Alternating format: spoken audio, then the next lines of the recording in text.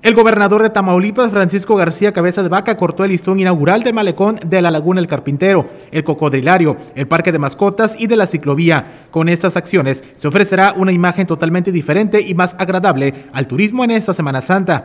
Acompañaron al mandatario estatal el alcalde Jesús Nader, diputados locales y colaboradores de la administración municipal.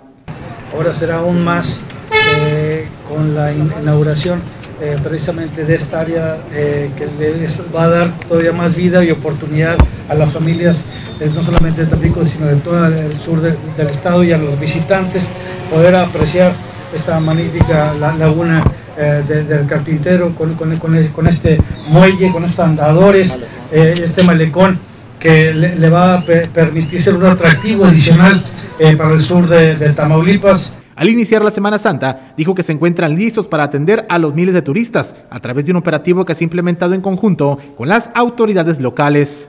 Pero definitivamente que estaremos listos para recibir a los visitantes y turistas que estarán disfrutando, pues obviamente, de nuestras playas y donde va a permitir una vez más reactivar este sector tan importante que es el sector turístico. No podemos bajar la guardia.